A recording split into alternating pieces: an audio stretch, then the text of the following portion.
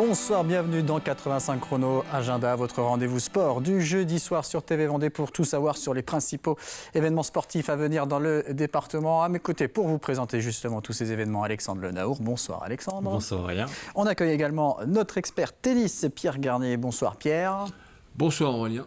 Et vous êtes là puisqu'on va parler tennis forcément dans cette émission avec un des gros événements du week-end, mais un événement qui a déjà démarré depuis le 27 mai, l'Open CNGT, circuit national des grands tournois à Saint-Jean-de-Mont, organisé par le Garden Tennis Club de Saint-Jean-de-Mont, dont le directeur sportif Yvonique Luriec est avec nous ce soir. Bonsoir. Bonsoir. Également directeur du tournoi. Et à vos côtés, l'un des joueurs qui participent à ce tournoi, Lucas Poulain, tête de série numéro 1. Bonsoir. Bonsoir. Puisque on va en parler dans quelques instants, c'est la nouveauté cette année. Les masculins, les hommes sont présents sur ce tournoi qui jusque-là était réservé aux féminines. Alors Pierre, avant de parler de cet Open CNGT de Saint-Jean-de-Mont, pour ceux qui ne vous connaissent pas, vous êtes un grand collectionneur de raquettes et vous nous avez amené un exemplaire très intéressant ce soir. Oui, alors c'est Vous pouvez la montrer. C'est une raquette toute neuve, hein. Elle est toute neuve, il y a encore l'étiquette. Donc c'est la raquette, c'est le modèle avec lequel Yannick Noah jouait quand il a gagné les internationaux de France de Roland-Garros il y a 40 ans déjà, 1983. Voilà. Donc comme c'est l'actualité, je me suis dit que j'allais amener un petit objet pour en parler. Très bien. Eh ben, on va parler surtout dans cette émission de cet Open CNGT de Saint-Jean-de-Mont, 7e édition. Et donc pour la première fois avec un tableau masculin. Finale samedi à partir de 14h30, finale dames et finale hommes. Il y aura les demi-finales hommes samedi à 10h et les demi-finales dames ce vendredi à partir de 16h. Alors Yvonique Luriec peut-être déjà représenter globalement cet Open CNGT, en quoi il consiste, combien de joueurs y ont participé. Alors combien de joueurs ? Il y a 190 joueurs là, qui sont inscrits au tournoi. C'est un tournoi exclusivement sur terre battue. Donc on est en plein dedans avec Roland Garros, comme disait Pierre en ce moment. C'est un tournoi qui accueillait jusqu'à maintenant que les filles. Et en fait, on était sur 2 terrains avant traditionnels de terre battue. Maintenant, on a 4 terrains traditionnels en terre battue. Donc on a pu accueillir les garçons cette année. C'était un challenge pour nous parce que ça change quand même un petit peu l'organisation. On double largement le nombre de participants. Et très fier d'avoir un beau tableau principal chez les garçons et chez les filles, puisqu'il y a 10 joueuses numérotées qui vont jouer le tournoi, et puis 8 chez les garçons. Donc pour une première édition, ça fait une belle édition au niveau masculin. Et donc parmi les joueurs numérotés, il y a vous, Lucas, numéro 42, tête de série numéro 1 sur ce tournoi. Premier match ce vendredi, en 8e de finale. Il y aura, on vous le souhaite pour vous, les quarts de finale le soir même. Pourquoi être venu à Saint-Jean-de-Mont cette semaine ? Déjà, c'est une question de calendrier. Donc moi, je suis principalement sur le circuit professionnel, mais quand le calendrier le permet, je peux aussi faire quelques tournois sur ce circuit CNGT. Et puis, c'est un tournoi un peu spécial pour moi parce que c'est Yvonique le directeur et on est très proches. Il m'a entraîné pendant un bon moment il y a de ça quelques années et je suis très content de pouvoir jouer ce tournoi. Bien. Oui, et puis on ne l'a pas présenté, mais Lucas vient de gagner un titre quand même il y a une semaine. C'est tout frais, sur terre battue à Carnac. Donc il a gagné un tournoi à 25 000 $. Donc bravo déjà. Merci. Et puis qu'est-ce que tu peux nous dire de ce tournoi justement de Carnac, qui est un nouveau tournoi ici, l'organisation, les terres battues, tout ça? Vraiment bien, c'était un chouette tournoi. C'est aussi un camarade qui organise le tournoi, Charles-Antoine Brézac.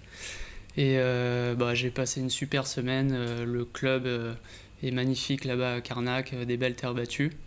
Et puis forcément quand ça gagne, c'est encore mieux. Donc c'était plutôt une bonne surprise pour moi sur terre battue, parce que j'ai jamais été très loin sur le circuit pro, en tout cas sur cette surface. Donc très content de pouvoir avoir des résultats aussi sur terre battue.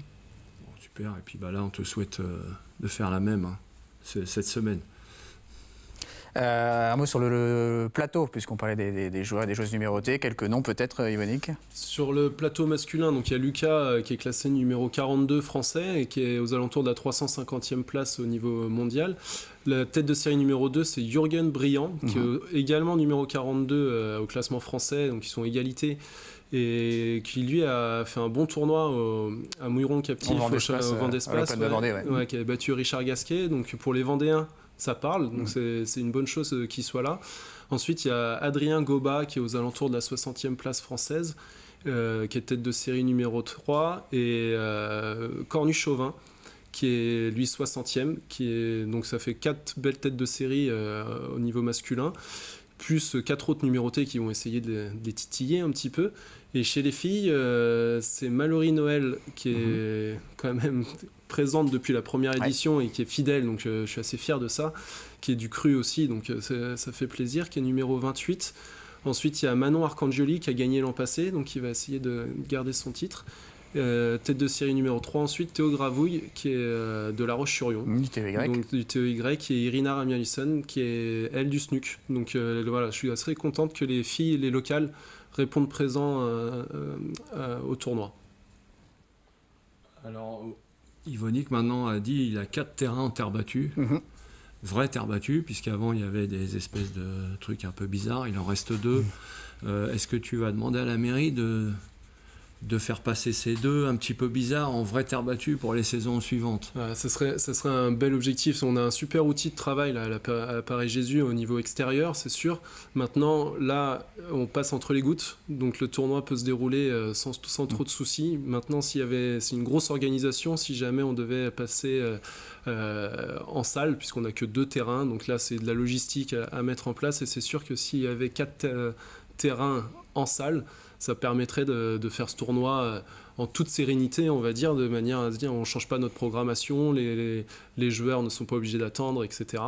Mais c'est un objectif dans les années futures. Maintenant, c'est à voir avec la ville de Saint-Jean-de-Mont. Allez, dans quelques instants, on reparle tennis avec nos invités, mais une petite info basket maintenant avec le coach de La Roche-Vendée Basket Club, Manu Baudy, qui a prolongé son contrat pour 2 saisons supplémentaires, déjà sur le banc du RVBC depuis 12 ans. Il va donc poursuivre jusqu'en 2025. Les Tigresses lyonnaises qui, cette saison, et pour la 3e année consécutive, ont terminé 6e de Ligue féminine. Les rendez-vous du week-end, c'est parti Alexandre. C'est parti et je vous propose de démarrer tout de suite avec du basket et le dénouement du tournoi, la Micaline Basket Go. Les meilleurs jeunes basketteurs et basketteuses du pays, eh bien des moins de 15 ans, se retrouvent pour les phases finales ce week-end dans les différentes salles des clubs partenaires. Les finales seront-elles à suivre dimanche à partir de 11h du côté de Chaland et de la salle Michel Vrignot. En rugby, la saison se poursuit toujours pour le FC Lyonnais. Les Vendéens sont encore en lice dans cette phase finale de Fédéral 3, direction Montaic dans le Tarn et Garonne pour une confrontation sur terrain neutre face à Avignon Le Pontet. Coup d'envoi dimanche à 15h. Autre rendez-vous de rugby à suivre cette fois dans le département, le tournoi des copines organisé par le Rugby Club Saint-Hilaire-Océan, atelier découverte et touch rugby au menu, après-midi ouverte à toutes, initiées ou non, au stade du Bouteillon samedi. En rink hockey, l'équipe de la Vendée est en déplacement samedi soir dans la Creuse pour l'ultime journée du championnat, déjà assuré de terminer 5e. Les Lyonnais retrouvent Saint-Sébastien, 9e au classement. L'équipe Fagnon étant en déplacement, le club de la Vendée aura tout de même un rendez-vous à domicile ce week-end. Le club accueille les finales des championnats de France des moins de 14 ans. Premier match samedi dès 13h30 et dimanche à partir de 10h20 du matin. Un mot de tennis-ballon et de footnet où la saison touche là aussi à sa fin. Les vice-champions de France du tennis-ballon olonnais seront à Nantes dès samedi soir pour les demi-finales de l'AD1. En cas de victoire, les Olonnais prendront rendez-vous dimanche après-midi pour la finale. Direction le Vent d'Espace aussi ce week-end pour de la gymnastique rythmique. Le complexe de Mouilleron, le captif, se fait l'hôte du trophée fédéral des ensembles. 2200 gymnastes françaises s'y retrouvent pour décrocher le titre de champion de France. Pour prendre de la hauteur samedi, le club d'escalade Yeti 85 de La Roche-sur-Yon organise une compétition amicale ouverte à tous. Première grimpe qualificative à partir de 10h avant les finales à 17h au complexe sportif Rivoli. Et du côté de Saint-Gilles-Croix-de-Vie, la Laser Academy organise sa 2e édition de l'Open de sabre laser chorégraphié. Rendez-vous dès 10h samedi au gymnase du lycée du Pays de Saint-Gilles. Merci Alexandre. D'autres rendez-vous à venir dans la suite de l'émission, mais on reparle donc tennis avec nos 2 invités. Yvonique Luriac, donc directeur sportif du Garden Tennis Club de Saint-Jean-de-Mont et directeur du tournoi de l'Open CNGT, et Lucas Poulain, donc tête de série numéro 1 dans le tableau masculin. Lucas, donc on parlait de cette victoire à Carnac il y a une semaine, mais on va revenir sur tout ce début de saison. Comment se passe pour l'instant cette saison 2023 pour vous? Ça se passe plutôt bien.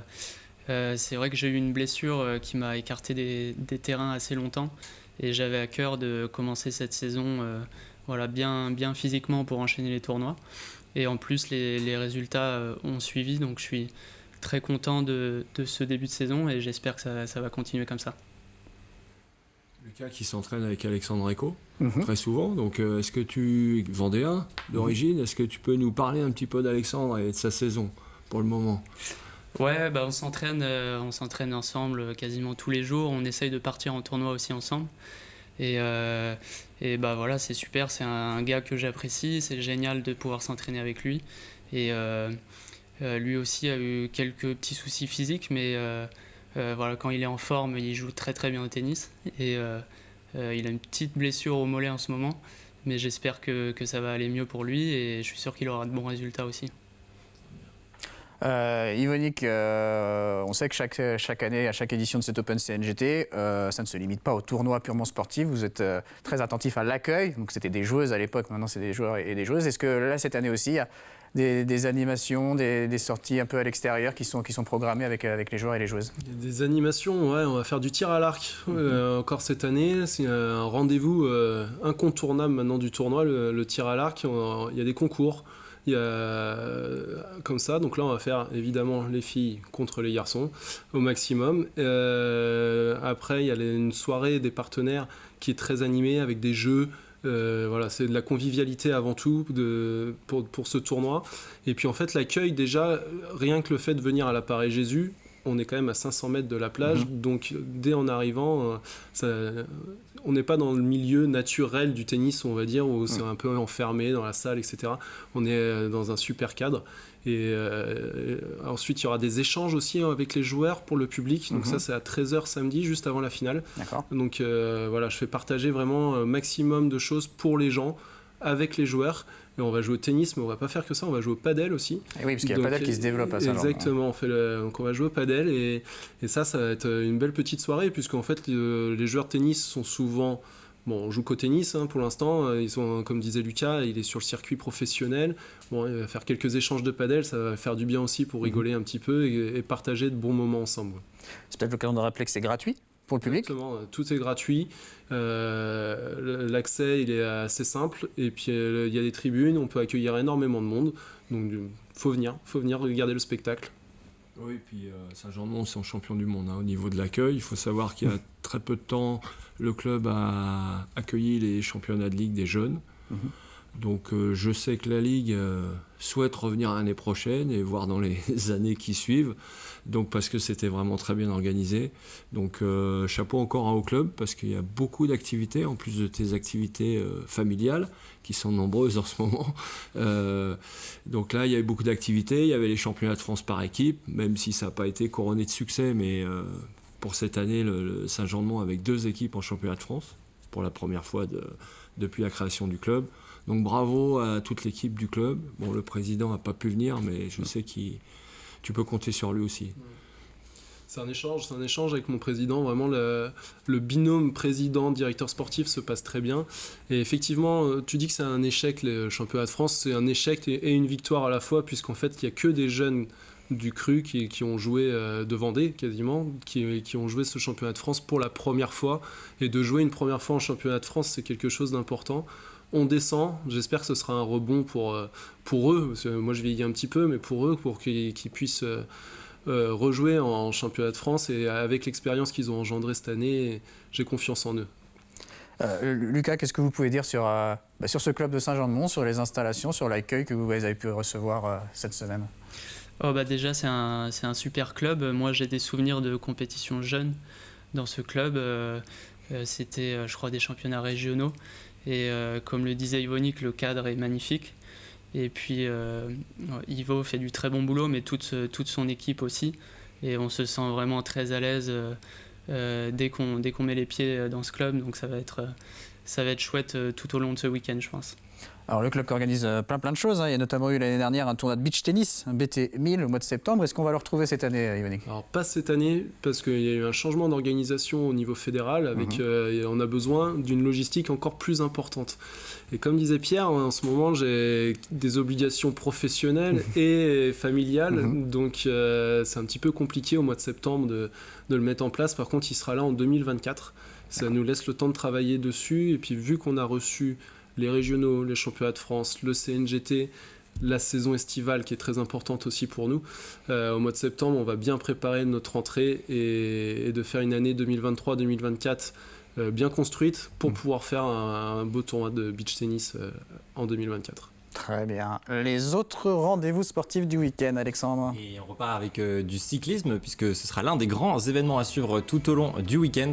La première édition de la route vendéenne, vendredi 18h, place à l'ouverture de la course avec un contre-la-montre individuel de 9 km 100 sur Moutier-les-Mauffais, étape en ligne de presque 150 km samedi midi entre Moutier et Fontenay-le-Comte. Dimanche matin, ce sera du contre-la-montre par équipe à Chantonnay, avant l'ultime étape, toujours dimanche, 103 km entre Chantonnay et Mortagne-sur-Sèvre. L'autre rendez-vous vélo en Vendée, c'est dimanche matin. Plusieurs courses cyclistes sont à suivre du côté de Fougeray, moins de 15 ans, catégorie Access et Open 3 sur un circuit de 7 km 700. Après le meeting de la semaine dernière au Sable d'Olonne, le grand rassemblement d'athlétisme est ce week-end à Challans, au stade Jean Léveillé, championnats régionaux pour de nombreuses catégories des moins de 18 ans jusqu'aux seniors, et ce sera samedi et dimanche. Là aussi, sur les 2 jours du week-end, la commune de l'Épine sur l'île de Noirmoutier reçoit du triathlon. Format XSS et jeunes lancés samedi, dimanche place au format M, et les départs se feront depuis le port de Morin. Pour les adeptes de la nage en eau libre, sans la course ni le vélo, cette fois vous avez rendez-vous pour la 4e édition de la traversée des Salines. L'étape de la Coupe de France s'installe samedi et dimanche au Sable d'Olonne, format échelonné entre 500 mètres et 10 km, avec aussi un relais en équipe, le tout lancé du bassin des Chasses. Et puis enfin en boucle, cet agenda avec 3 rendez-vous de course à pied. Samedi après-midi, place à la 35e édition des Foulées du Gois sur le mythique passage entre Beauvoir-sur-Mer et Noirmoutier. Départ des premières courses enfants à 13h50, course populaire 16h20 pour les hommes, 17h40 pour les femmes. La course des As contre la marée montante sera elle programmée à 19h30. Une toute autre côte à présent, c'est à Pouzauges avec la 26e édition des côtes pouzaugaises, format de 5 et 13 km pour les adultes. Les plus jeunes pourront s'essayer sur 1 ou 2 km 500, et on termine avec la course de la Tricomtaise, course nature de 3 coéquipiers avec 3 distances au choix, 5, 10 et 15 km. Là aussi pas de jaloux, les courses enfants sont au programme entre 1 et 3 km 500, et c'est à suivre depuis le complexe sportif de la Chaise-le-Vicomte. Et donc on le rappelle, l'Open CNGT de Saint-Jean-de-Mont qui se poursuit jusqu'à samedi avec dès demain 8e de finale et quart de finale hommes, avec entrée en lice donc de Lucas Poulain, tête de série numéro 1. Il y aura les demi-finales dames vendredi à 16h, demi-finale hommes samedi à 10h, et les finales dames et hommes samedi à partir de 14h30, donc à la Paris-Jésus à Saint-Jean-de-Mont. Pour terminer, messieurs, on n'a que des fans de tennis ici, parce que même Alexandre pratique le tennis. On est en plein Roland-Garros. Rapidement, un petit pronostic sur qui va gagner Roland-Garros cette année, Yvonique? Alcaraz et Sabalenka. Voilà, Lucas Poulain. Ça va pas être original, mais Alcaraz. Et pour les femmes, peut-être Ziatek. Pierre? Comme Lucas. Et bien moi je partage le constat pareil, comme Pierre et Lucas. On note, on verra lundi qui a eu bon. Je voulais juste dire un mot du juge arbitre aussi, parce que le juge arbitre c'est quand même quelqu'un d'important dans le genre de tournoi, et là Yvonique c'est s'entourer des bonnes personnes, donc il a un juge arbitre expérimenté, on va dire, amoureux des joueurs et du tennis, un champion du monde de l'accueil, donc je voulais parler aussi de Claude Després. Eh bien on le salue, merci Pierre, merci Alexandre, merci Lucas, merci Yvonique, bon tournoi à vous et merci à vous de nous avoir suivis. Rendez-vous lundi pour tous les rendez-vous sport avec dès le matin le journal des sports avec Alexandre dans la matinale, et puis 85 chrono qui revient à partir de 18h45. Très bonne fin de semaine à toutes et à tous.